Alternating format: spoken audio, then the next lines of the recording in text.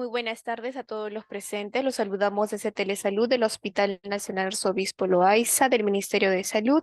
Bienvenidos a la telecapacitación Hidrocefalia, dirigida por nuestro ponente, el doctor Enver Rojas Arango, médico asistente del Servicio de Neurocirugía del Hospital Nacional Arzobispo Loaiza. Antes de iniciar, recordarle a todos los presentes que pueden realizar sus preguntas a través del chat de la plataforma de Zoom para ser respondidas al final de la ponencia. Bienvenido, estimado doctor Enver. Es un honor tenerlo el día de hoy con nosotros. Le doy el pase para el desarrollo del tema. Adelante, por favor.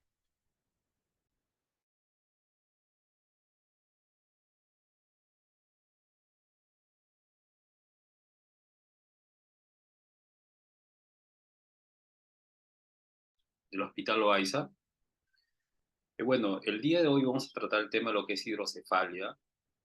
Es un tema muy bonito, con muchos detalles.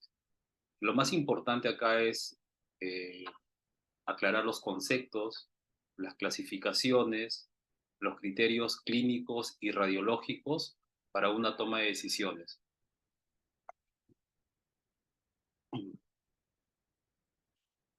A ver, la definición de hidrocefalia se dice que es un trastorno que se acumula una cantidad excesiva de líquido cefalorraquídeo. Puede ser a nivel de los ventrículos laterales, tercer ventrículo, cuarto ventrículo, en sí el sistema ventricular, los espacios subaracnoideos, lo que van a producir una dilatación ventricular que nos va a llevar al final como consecuencia un aumento de la presión intracerebral. La hidrocefalia podemos clasificarla de acuerdo a su etiología o también de acuerdo a su fisiopatología también. De acuerdo a su etiología, puede ser congénita, puede ser por defectos del tubo neural como mielomeningocele. Esto está asociado a lo que es una estenosis del acueducto de Silvio, o también puede ser por un encefalocele que en los occipitales el 50% tienen hidrocefalia. También puede ser por una hidrocefalia aislada que tenemos en una estenosis acueductal de Silvio, que puede ser por un estrechamiento congénito o por una inflamación producto de una infección uterina también. Puede ser también por una hidrocefalia ligada al cromosoma X o por malformaciones del sistema nervioso como Chiari, Dande-Welker. También hay formas sindrómicas también en las cuales están asociadas características dismórficas o otras anomalías congénitas. O también infecciones intrauterinas, ¿no? Ahí tenemos rubiola, citogamelovirus, toxoplasma, sífilis y otros virus más. Ahora, puede ser adquirida, que puede ser por rotura de aneurismas, también por rotura de malformaciones arteriovenosas, por traumatismos, o comúnmente también por una hemorragia de la prematuridad también, que es la causa más frecuente de hidrocefalia adquirida, ¿no? en pediatría. Puede ser por tumores también, como meduloblastomas, astrocitomas o condimomas de fosa posterior. Por infecciones también, como meningitis bacteriana o infecciones virales. Ahora, la hidrocefalia se clasifica también por su fisiopatología, pero digamos que esta clasificación es un poco arbitraria, porque en sí todas las hidrocefalias en el fondo son obstructivas, ¿no? Si no es por una obstrucción en el sistema ventricular, eh, es de alguna forma, por una obstrucción a nivel de los espacios subaracnoideos, ¿no? O una disminución, digamos, en la reabsorción, ¿no? Ahora, en la hidrocefalia obstructiva, también llamada hidrocefalia no comunicante, que es la forma más común de hidrocefalia en los niños, puede ser univentricular, biventricular, triventricular o tetraventricular. Ahora, en el sistema, digamos, ventricular, la obstrucción se puede localizar en diferentes puntos, ¿no? Puede estar en el agujero de Monro, ¿no? Puede estar a nivel del mismo ventrículo lateral, dando lo que es un asta aislada. Puede ser en el tercer ventrículo, puede ser en el acueducto de Silvio, o también puede ser en la parte distal, en lo que es en los agujeros de Luschka y Magendie. Entonces, de acuerdo a eso, nos va a dar diferentes tipos de obstrucciones, ¿no? Como univentriculares, biventriculares, triventriculares o tetraventriculares. Ahora, por ejemplo, acá tenemos en esta resonancia magnética, vemos una hidrocefalia univentricular por una obstrucción a nivel del Monro, ¿no? Por un estereocitoma, ¿no? Vemos cómo el ventrículo lateral derecho se encuentra dilatado respecto al izquierdo. En esta otra resonancia vemos un ependimoma que está comprimiendo al tercer ventrículo y está produciendo una dilatación de los ventrículos laterales. En esta otra resonancia, lo que estamos viendo es un estrechamiento de lo que es el acueducto de Silvio y está produciendo una hidrocefalia triventricular, ¿no? De los ventrículos laterales y también del tercer ventrículo. Y en esta otra resonancia vemos una masa exofítica a nivel de lo que es eh, la médula cervical y vemos una hidrocefalia tetraventricular, donde los ventrículos laterales, el tercer y el cuarto ventrículo se encuentran dilatados. En esta otra resonancia, en protocolo T2, lo que estamos viendo es un quiste aracnoideo, ¿no? Que lo que está produciendo es un edema transependimario y está provocando lo que es la asta temporal del ventrículo lateral derecho aislada. En esta tomografía lo que estamos viendo es una hemorragia subaracnoidea o una irrupción ventricular, un sangrado dentro del ventrículo, en los ventrículos laterales, en el tercer ventrículo que nos está produciendo una hidrocefalia aguda, ¿no? Obstructiva. La hidrocefalia comunicante.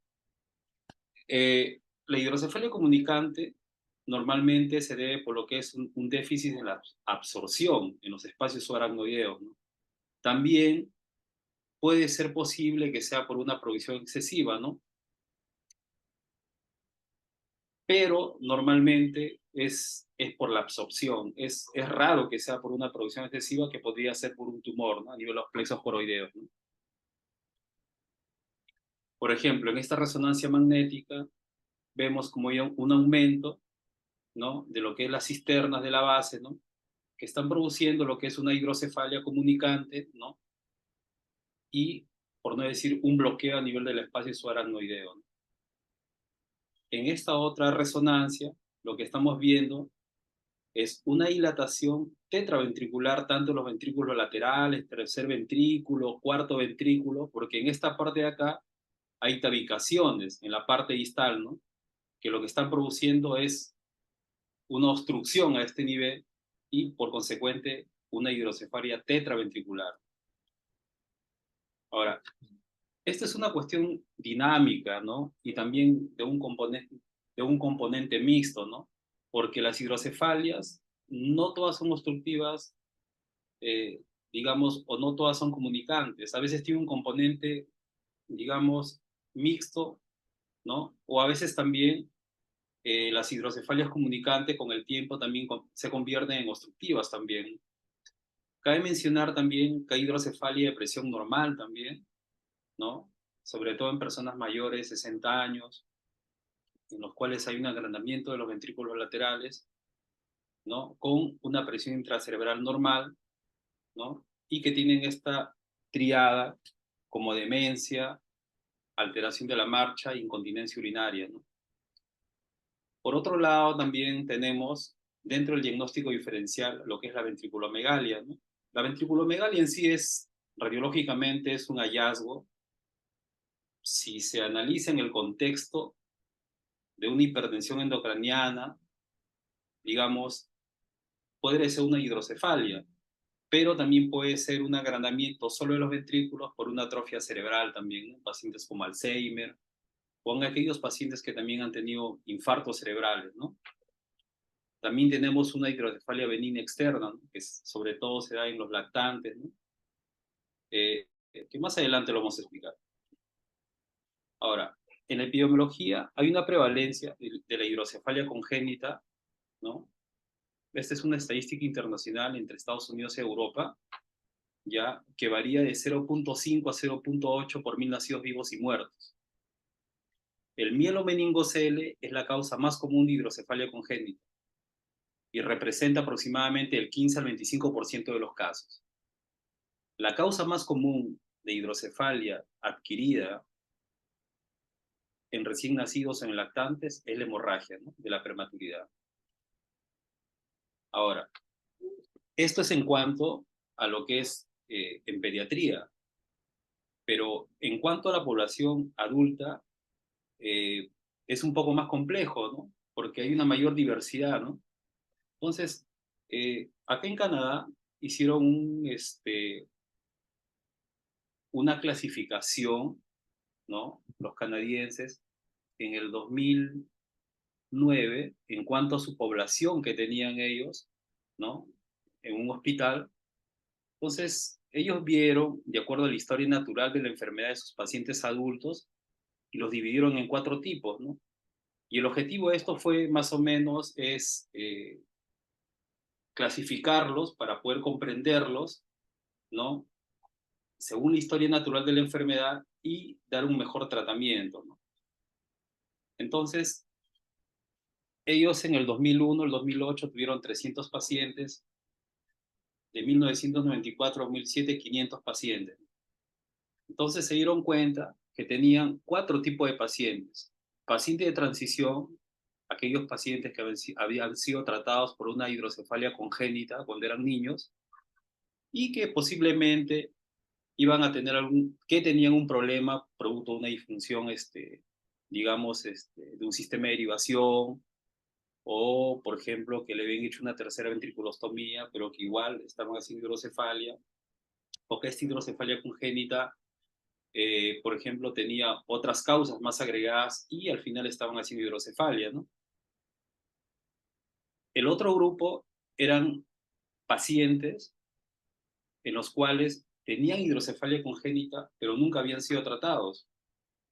Y el otro grupo es una hidrocefalia en adultos, pero adquirida, ¿no? Por ejemplo, por infecciones, por tumores, hidrocefalias diferidas por traumatismo encefalocraniano. Y el otro grupo, que es la hidrocefalia del adulto de presión normal, ¿no? Entonces, si nos fijamos en esta estadística que este grupo presenta, el mayor porcentaje son en adultos, son por hidrocefalias adquiridas, ¿no? Y luego ya, en este grupo, por ejemplo, de 300 pacientes del 2001 al 2008, el segundo grupo son pacientes que ya de niños han sido tratados por una hidrocefalia congénita que han tenido, ¿no? Y el segundo grupo, aquellos pacientes que nunca fueron tratados, que tienen una hidrocefalia congénita.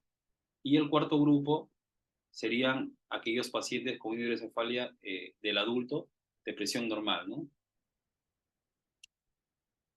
Ahora, ¿cómo es el cuadro clínico? El cuadro clínico a veces es inespecífico, es independiente de la etiología, incluso hay casos asintomáticos también. Pero el signo más común es la cefalea.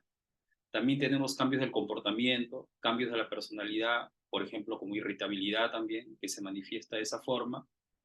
También en los niños tenemos retraso psicomotor, disfunción de la marcha. Tenemos también signos sugerentes de aumento de la presión intracerebral como náuseas y vómitos. Tenemos también letargo, somnolencia, cuando la hidrocefalia se empeora, cuando hay difusión del mesencéfalo y del tronco encefálico. Ahora, hay una interacción cronológica, porque mucho va a depender también del momento de la aparición. Si es antes de la fusión de las suturas craneales, normalmente los signos pueden estar ausentes o leves, pero y hay un agrandamiento del perímetro cefálico. Por el contrario, en niños mayores y adultos, ¿no? Cuando las suturas craneales ya están cerradas, es mucho más evidente los signos de la presión, los signos del aumento de la presión intracerebral, ¿no? Ahora, la duración y la tasa de aumento de la presión intracerebral. Cuando la acumulación del LCR es lento, eso permite que haya ajustes a nivel cerebral, ¿no? Entonces, también se prolonga, digamos, o hay un periodo prolongado sin síntomas, pero cuando la acumulación de LSR es rápida, ¿no? O es de forma aguda, entonces los síntomas se presentan de manera temprana y de manera aguda, ¿no? Ahora, también va a depender si hay presencia de anomalías estructurales, ¿no? Por ejemplo, como masas ocupantes, como tumores, ¿no? Los cuales me pueden dar signos neurológicos focales, ¿no? Ahora, en cuanto a los criterios diagnósticos, es importante definir la clínica y las neuroimágenes, ¿no? Entonces, por ejemplo, en este gráfico acá, eh, representativamente vemos algunos parámetros, pero en la práctica de forma sencilla, ¿no? Nosotros, por ejemplo, siempre nos fijamos en la dilatación, por ejemplo, del cuerno temporal, ¿no? El cuerno temporal normalmente no se aprecia, ¿no? Pero se dice que cuando el cuerno temporal es mayor o igual a 2 milímetros, es porque realmente hay hidrocefalia, ¿no? Entonces, cuando hay un abombamiento, por ejemplo, de las astas frontales o el tercer ventrículo, también es sugerente hidrocefalia. O el índice de Evans, ¿no? El índice de Evans, que se toma como el diámetro máximo de las astas frontales sobre el diámetro, digamos, interno parietal, ¿no? Y si me da mayor de 0,3, es indicativo de que hay hidrocefalia, ¿no?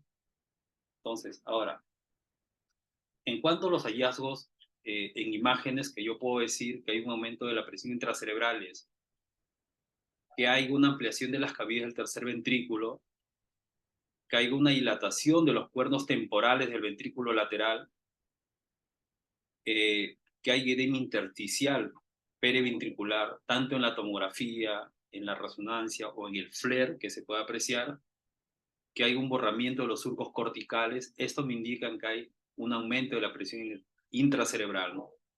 Ahora, yo puedo tener dudas diagnósticas, ¿cierto? Entonces hay cosas que me pueden ayudar, ¿no? Pero quizás pocas más extremas en pacientes críticos. Puedo utilizar, por ejemplo, un traductor de presión ventricular o intraparenquimal, ¿no?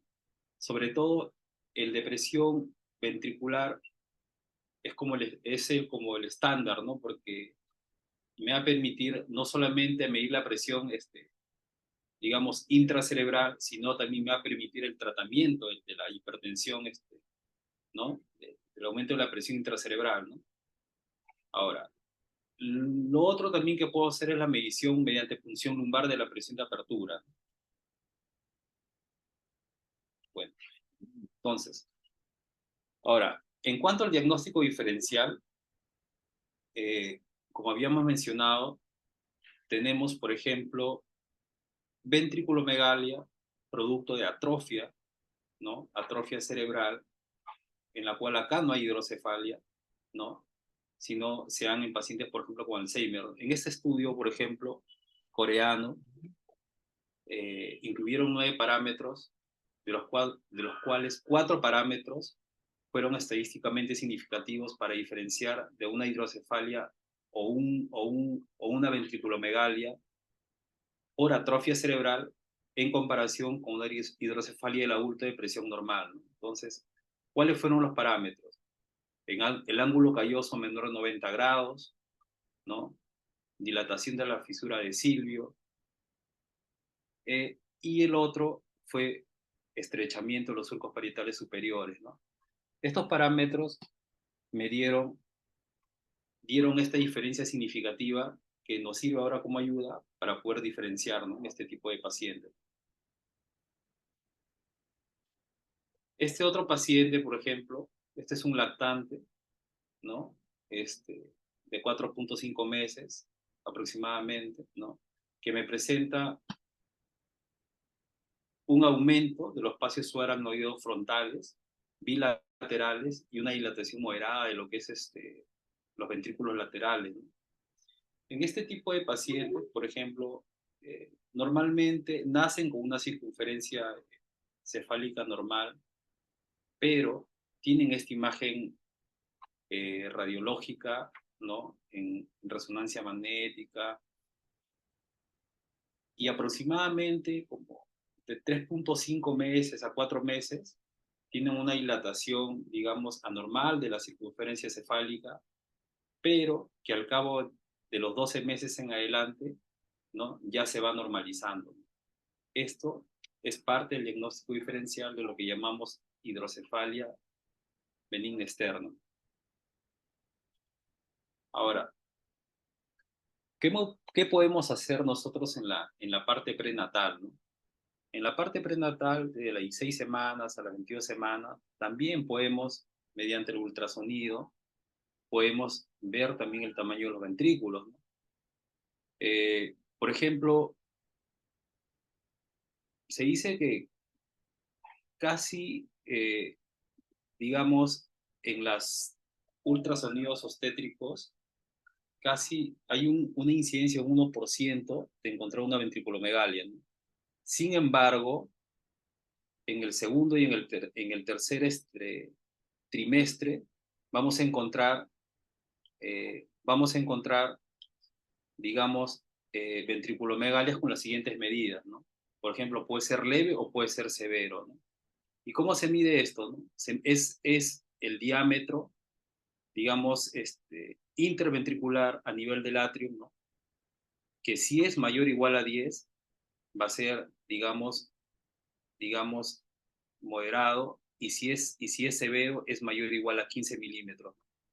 Entonces, cuando nosotros encontramos estas medidas, obviamente hay que buscar otras anomalías que sean, que sean del sistema nervioso central o no del sistema nervioso central, ¿no? Entonces, ahí hay que hacer posiblemente una resonancia fetal también, hay que hacer un ultrasonido detallado, ¿no? De toda la anatomía, ¿no? Hay que buscar también enfermedades que sean genéticas cromosómicas, no cromosómicas también, y hacer un screening para lo que es infección materna, ¿no?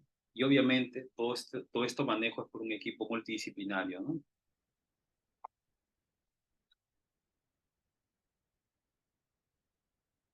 Ahora, como un dato puntual, ¿no? La circunferencia cefálica está en función de la curva de percentiles. En los recién nacidos, a término, normalmente es de 33 a 36 centímetros al nacer. 2 centímetros por mes en los 3 primeros meses, unos 1,5 centímetros por mes entre el cuarto y el quinto mes, y 0,5 centímetros por mes entre el sexto mes y el 12º mes. Esto es algo normal, ¿no? Entonces, uno tiene que tener en cuenta esto. En prematuros sanos, normalmente crece 1 centímetro por semana, ¿no? Entonces, ¿cómo se mide? Hacemos dos mediciones. Si la diferencia es menor de 2 milímetros, registramos la mayor. Si la diferencia es mayor de 2 milímetros, tomamos una tercera y registramos el promedio de las dos medidas más cercanas entre sí. Ahora, esto de acá es un sistema para medir la presión intracerebral, intraventricular, ¿no? Este es el monitor, acá se coloca el sensor, aquí en esta tomografía se ve que está a nivel intraventricular, ¿no? Y de esta manera se puede medir la presión intracerebral, ¿no? En pacientes críticos, ¿no? Ahora, en cuanto a la presión de apertura, eh, bueno, el corte, el corte normalmente en pacientes adultos es 18. Si yo tengo una presión de apertura mayor de 18, eso me indica de que hay aumento de la presión intracerebral. Igualito en pacientes con que 1 a 10 años, el corte, el promedio es 10, ¿no? Pero el corte es 15, ¿no? Y en neonatos, el corte sería 12, serían, ¿no? Importantes datos para cuando tenemos alguna duda diagnóstica, ¿no? Ahora, los exámenes, como todo, como todo análisis integral, ¿no? Igual hay que pedir las cuestiones básicas, hemograma, grupos sanguíneos, perfil de población, pero lo que es importante es pedir lo que es un estudio LCR que sea citoquímico, para ver, por ejemplo, la celularidad, mononucleares, eh, leucocitos, bioquímicos, glucosa, proteínas, y también un cultivo microbiológico, ¿no? Es importante esto para la toma de decisiones a nivel terapéutico, ¿no? Como primera instancia se puede pedir una tomografía con o sin contraste. Con contraste nos puede ayudar, ¿no? Para poder localizar alguna obstrucción, si fuera posible.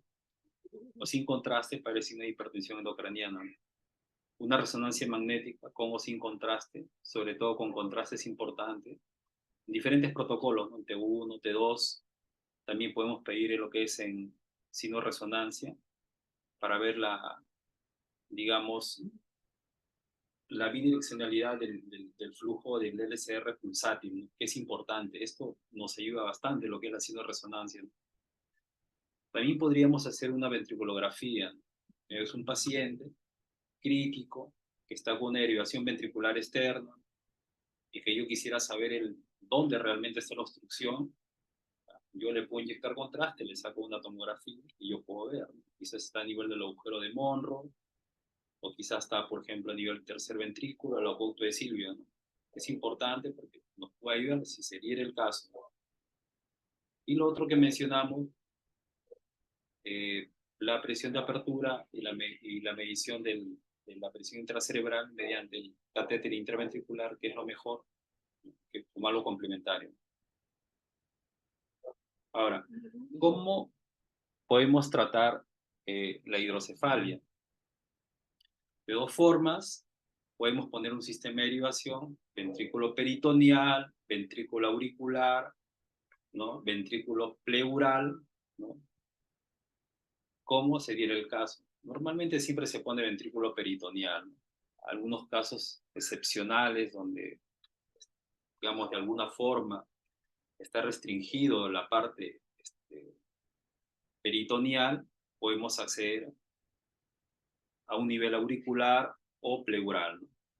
Ahora, en cuanto a la neuroendoscopía, que es lo que realmente se utiliza ahora, ¿no? Es la tendencia a nivel mundial de tratar a los pacientes con hidrocefalia con neuroendoscopía, ¿no?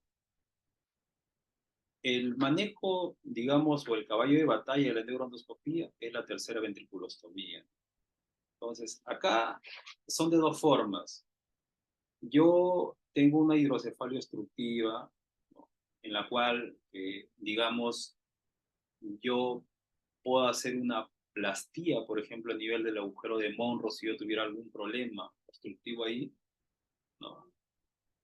Eh, o si tengo algún problema en el acueducto de Silvio, también puedo hacer una acuoplastía o colocar un stent, o a nivel del agujero de Lutschki-Magendie, o generar bypasses, ¿no?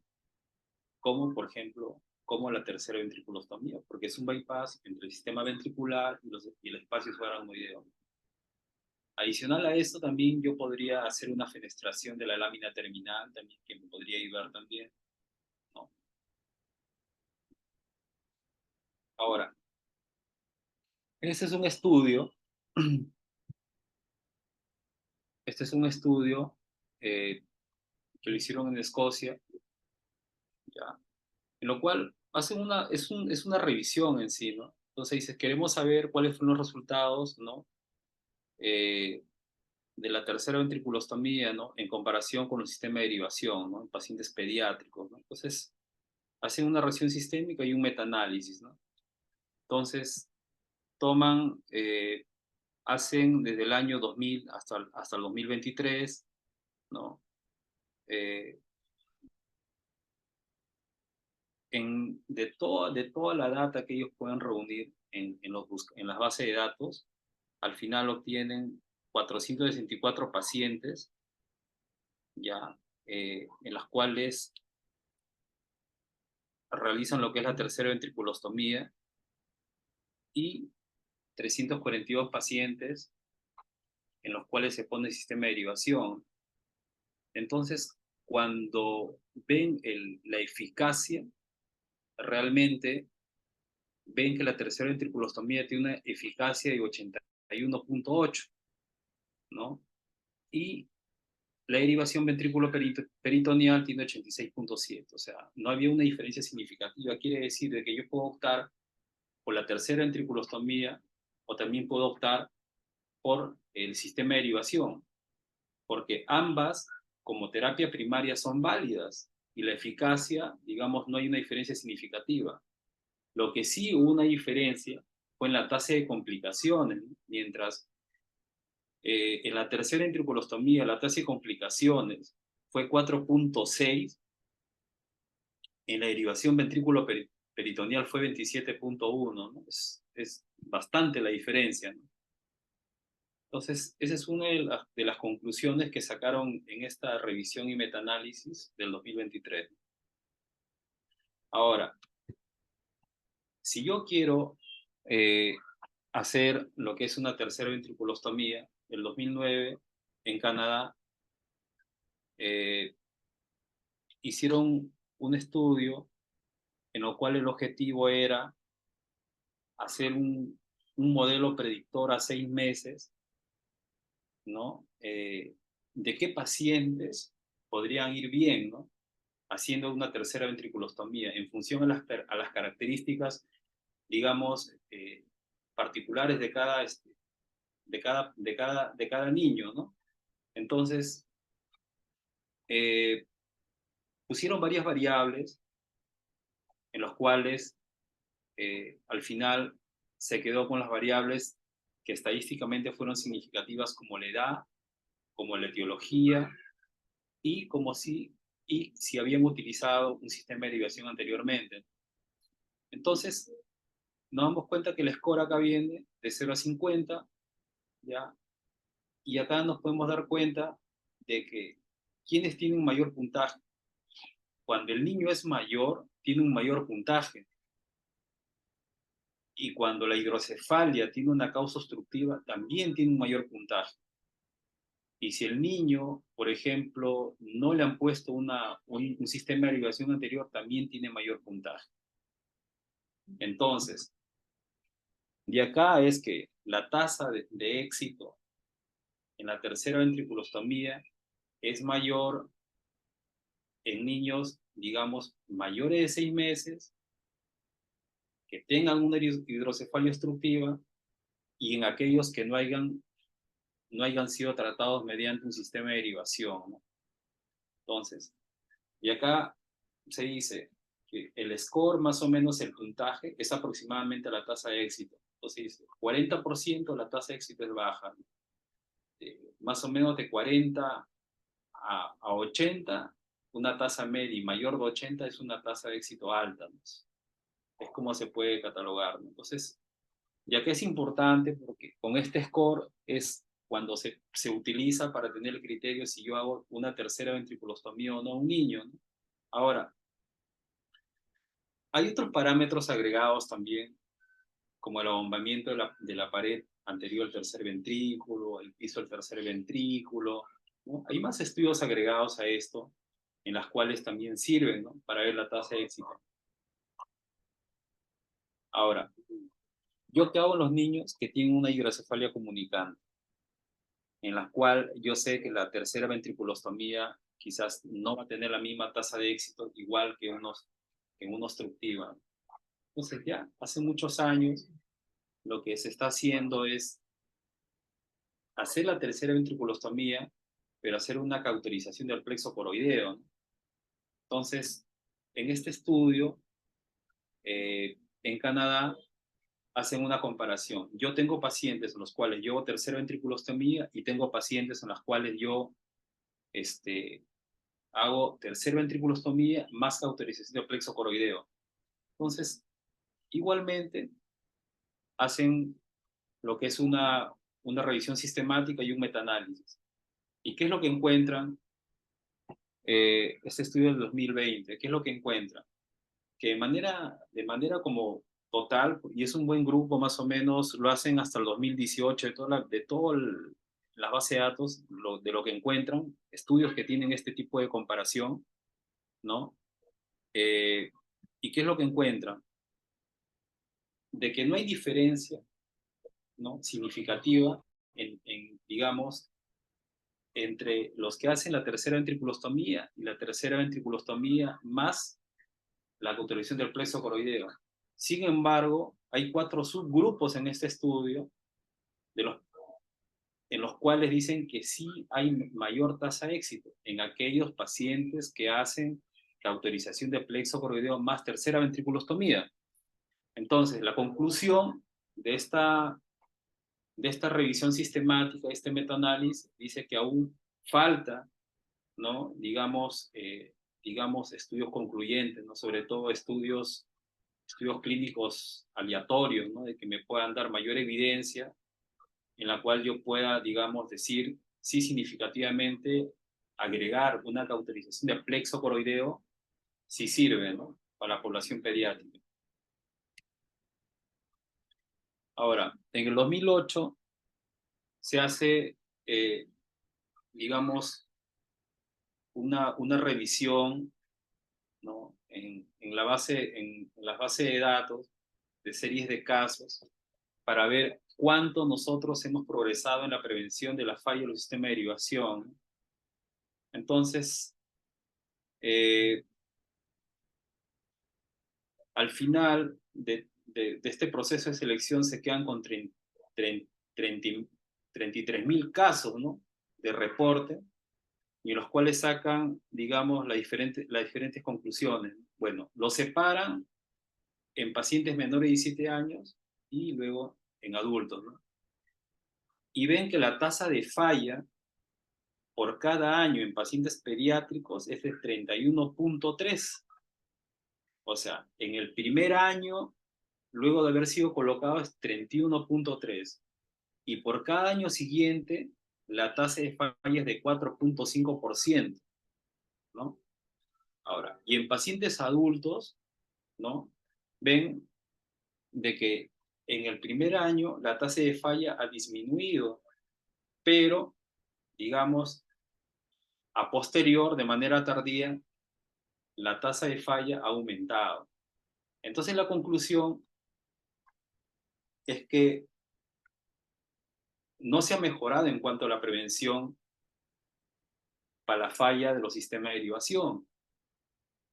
Entonces, los autores concluyen que a pesar de haber mejorado los materiales, ¿no?, digamos, de los sistemas de derivación o las técnicas de colocación de los sistemas de derivación, hay otros factores que están determinantes, como factores biológicos que están por encima de estos, de que realmente estas estadísticas puedan continuar sin variar, ¿no?, significativamente.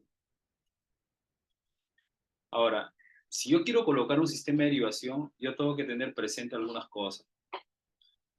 Si yo tengo, por ejemplo, una hemorragia intraventricular reciente, obviamente este sistema de derivación probablemente, derivación peritoneal, se me va a obstruir. Es una contraindicación. Si yo también tengo una infección, no puedo colocar un sistema de derivación peritoneal, ¿no? Si tengo, por ejemplo, características del líquido como hiperproteinorraquia, tengo celularidad alta, tampoco no puedo colocar. Entonces tengo que colocar un sistema, una derivación ventricular externa. Ahora, ¿en qué pacientes yo hago tercera ventriculostomía? Como recapitulando, sobre todo en pacientes en los cuales son hidrocefalias obstructivas, ¿no? Y en pacientes mayores de 6 meses, ¿no?, de la tasa de éxito es mejor, ¿no? Ahora, ¿cuándo está contraindicado hacer una tercera ventriculostomía? Si el tamaño del ventrículo es pequeño, la anatomía es desfavorable del piso del tercer ventrículo, si yo tengo un sangrado agudo intraventricular, ¿no?, porque como requisito tiene que haber un recuento de glóbulos rojos menor de 2.000 células por mililitro. Y si es una hidrocefalia comunicante, bueno, digamos que es una contraindicación relativa, ¿no? Si yo tengo ventriculitis también, es una contraindicación. Si tengo trastorno de coagulación, Si tengo, por ejemplo, focos infecciosos cerca del área de la cirugía, ¿no? Donde lo voy a insertar el endoscopio, ¿no? O aquellos pacientes que tienen antecedentes de radioterapia, ¿no? El cerebro completo, ¿no? ¿Cuáles son los efectos adversos o complicaciones del tratamiento?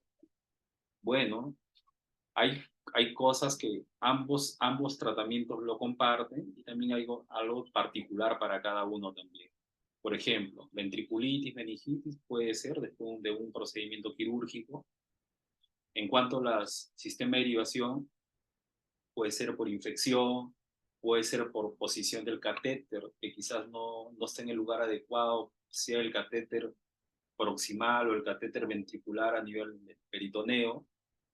Puede ser por un drenaje insuficiente. Lo ideal sería colocar una válvula regulable, pero a veces nosotros podemos colocar quizás una válvula, digamos, de presión media, cuando el paciente a lo mejor, por el tipo de hidrocefalia que tiene, a lo mejor requiere una depresión baja, ¿no? Entonces, este sistema va a disfuncionar, ¿no? O, como repetimos, por característica del LSR, ¿no? Si, por ejemplo, hay mucho sangrado, por ejemplo, si la celularidad es alta, por ejemplo, mayor de 200 leucocitos, o si las proteínas es, digamos, mayor de 250 también. Ahora, también puede haber adherencias y tabiques intraventriculares también, puede haber lesiones parenquimales con déficit neurológico secundario, pueden haber en el momento del procedimiento, pueden haber contusiones también cerebrales que se pueden provocar, ¿no? Pueden haber producto también del procedimiento hematomas intracerebrales también, intraparenquimales, intraventriculares, subaracnoideos. También se puede generar un higroma también. Puede haber hematomas subdurales por un drenaje excesivo, ¿no? Por ejemplo, si un paciente a lo mejor requirió poner una derivación ventrículo-peritoneal con una presión media, ¿no? Y le ponemos una de presión baja o muy baja, va a haber un sobredrenaje, ¿no? Y por lo tanto se puede formar lo que es un hematoma subdural, ¿no?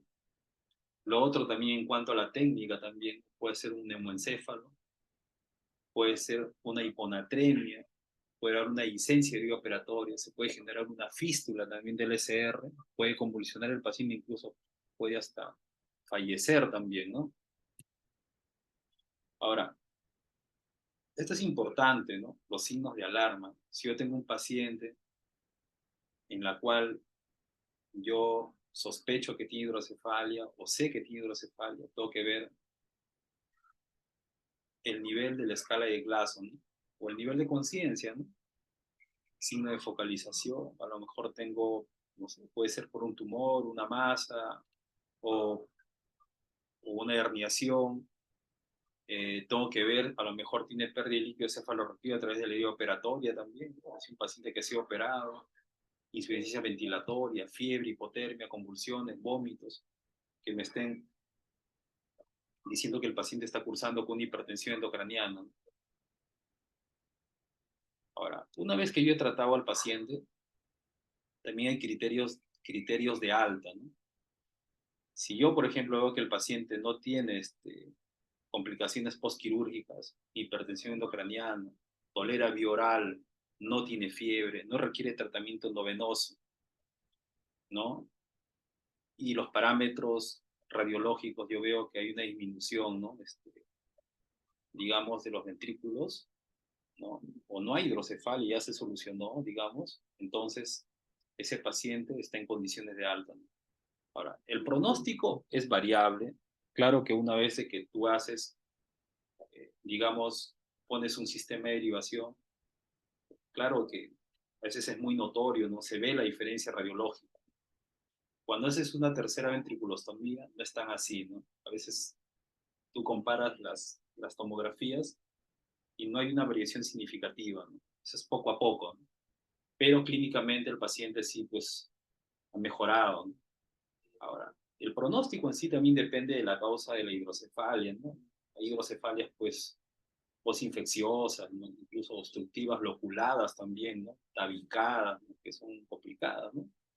Y depende del estado neurológico previo a la cirugía también. depende cómo así ha estado el paciente clínicamente antes de ser operado, ¿no? Ahora, bueno, si yo me encuentro, digamos, dependiendo, un nivel 1, un nivel 2, obviamente yo ya hice un diagnóstico, digamos, sugestivo o digamos, o definitivo de lo que es una hidrocefalia. Si tengo acceso a una imagen diagnóstica, entonces tengo que referirlo, pues, ¿no? A un centro de mayor nivel, ¿no? Que cuente con un especialista, ¿no? Como un neurocirujano, ¿no? Para que le realice la endoscopía cerebral o le coloque un sistema de derivación, ¿no?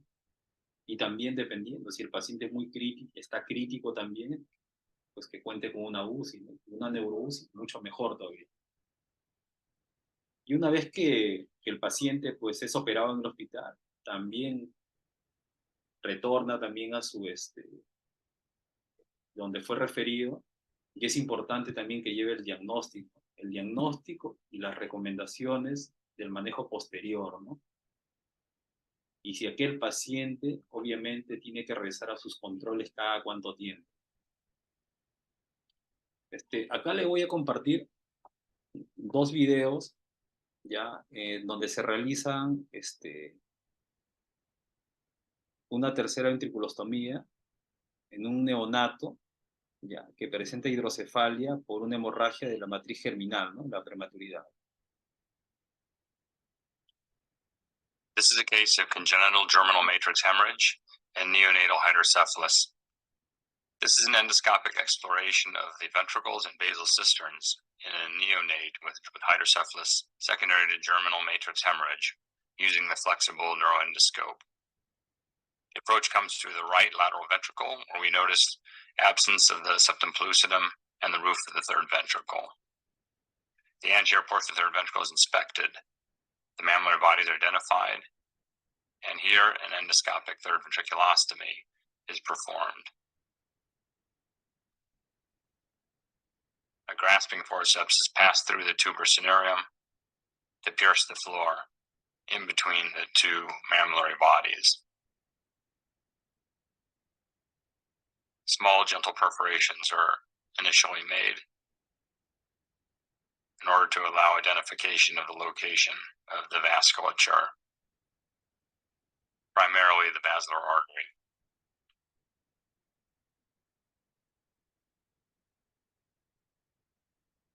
Gentle movements of the scope back and forth expand the hole.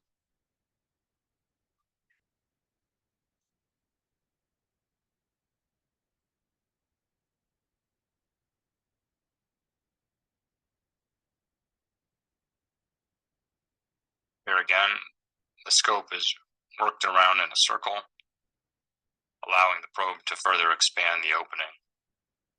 It is crucial to get down through the underlying membranes until the subarachnoid space is reached. Here, the prepontine space is seen and the basilar is passed.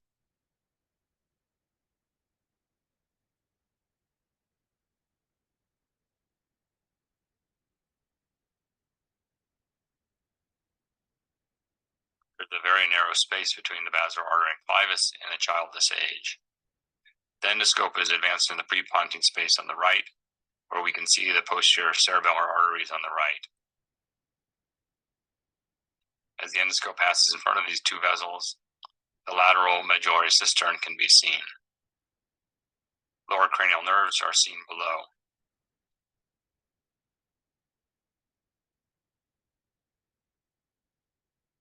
As we pass the 9, 10, 11 complex, we come down into the cervicomedullary cisterns anteriorly.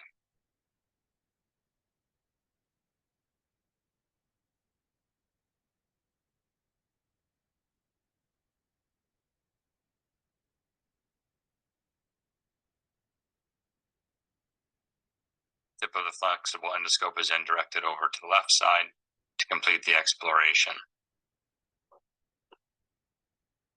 The basilar artery can be seen in the midline with a characteristic Y-shaped top.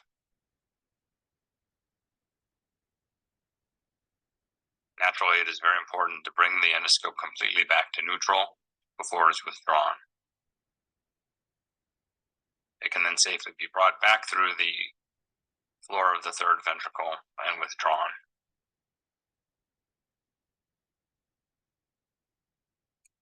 Bueno, ahí lo que hemos visto es una tercera ventriculostomía, ¿no? Con un endoscopio flexible, ¿no?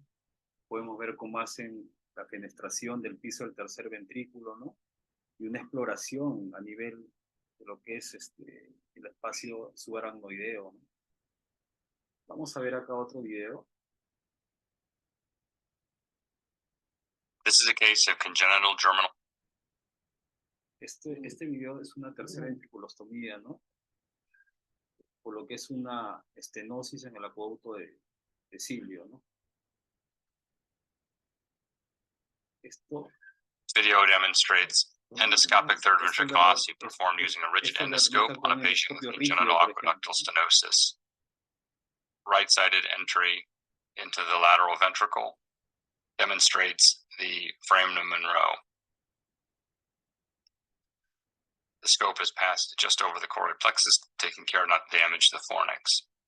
The structures of the floor of the third ventricle are appreciated. In this case, the right and left mammillary bodies, and through the membrane, the left posterior cerebral artery.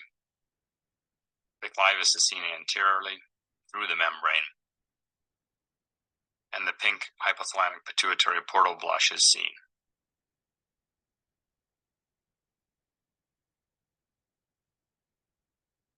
Just at the back of this and anterior to the vessels, a small perforation is made with a probe. It is better to use a blunt object for this.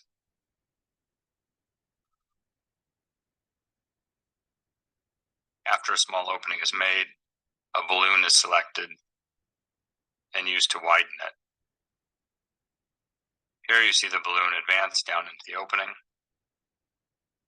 and then expanded.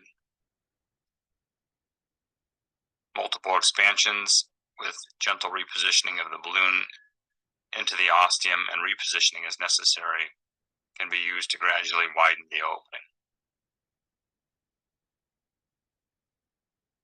Expanding the balloon in this space is very safe as long as it is anterior to the posterior cerebral arteries and top of the basilar. No perforators go anteriorly from this point, so the risk of damage is low. However, the balloon should not be expanded posteriorly. In general, most of the expansion is accomplished by repositioning the balloon, not by pulling the balloon up through the opening, although gentle traction can be used to widen the hole further.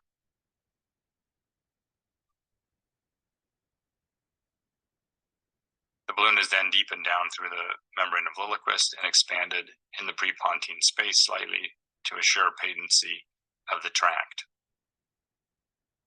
If the membrane of Lilliquist is not adequately open, the third ventriculostomy may not be functional. See further expansions and opening, providing a larger third ventriculostomy. Size of the third ventriculostomy correlates with ongoing patency.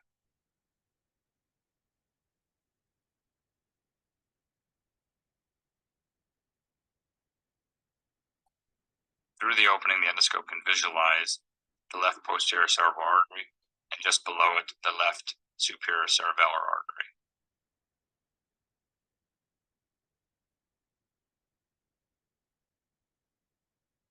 One can appreciate the distortion caused in the view by the presence of small air bubbles. To and fro movement of the floor of the third ventricle correlates with a good outcome. Bueno, igual que en el video anterior, vemos lo que es una fenestración del tercer ventrículo, ¿no? Esto con un endoscopio rígido, donde comienzan a hacer pequeñas fenestraciones o perforaciones, luego lo van dilatando hasta que, bueno, tenga un tamaño, digamos, apropiado para que esta fenestración sea funcional, ¿no?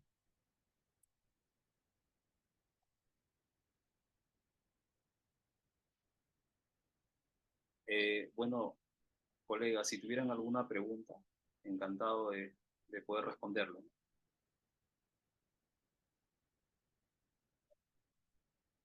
Muchísimas gracias, doctor, y felicitaciones. Mientras los participantes proceden a redactar sus preguntas en caso las tengan, ¿podría brindarnos, por favor, alguna otra recomendación final?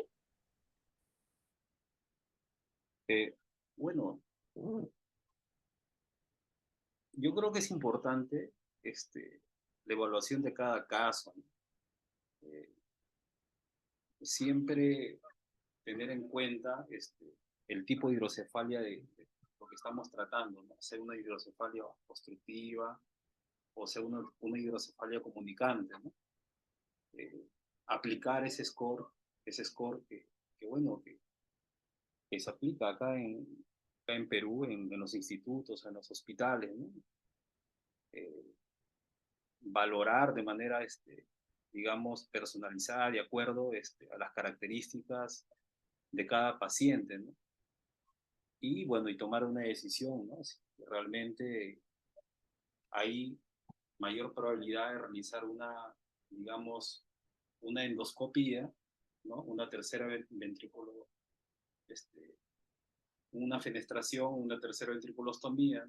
Y eso también va a depender mucho también pues, de la disponibilidad del hospital, ¿no? Hay hospitales que realmente tienen endoscopio, tienen personal capacitado para hacer también, digamos, una cirugía endoscópica de calidad. O también, a lo mejor, también tienen la opción, ¿no? Si no es así, también de colocar un sistema de derivación ventrículo-peritoneal también, ¿no? Y si es, digamos, a la medida, ¿no? Regulable, mucho mejor, ¿no? Y si no, también valorar realmente si se requiere, digamos, una válvula de presión baja, media, ¿no? Y también, muy importante, evaluar las características del líquido, ¿no? Cómo está la citología, cómo están las proteínas también, ¿no? O sea, disminuir de alguna forma el riesgo que ese sistema de derivación vaya a disfuncionar, ¿no? En un corto tiempo, ¿no? Porque los sistemas de derivación, bueno, la tasa de disfunción, pues, es alta, ¿no? Como hemos podido observar en los estudios. Y también, pues, repetir, de valorar realmente si podemos hacer una cirugía endoscópica, ¿no? En función a los parámetros que he mencionado. Muchísimas gracias, doctor. Nuevamente felicitarlo. Al ver que todo quedó claro, no hay dudas en el chat, agradecer, ¿no? Por tan extraordinaria ponencia y agradecer a todos por su participación el día de hoy e invitarlos a suscribirse a nuestro canal de YouTube. Nos pueden encontrar como Hospital Nacional Arzobispo Loaiza.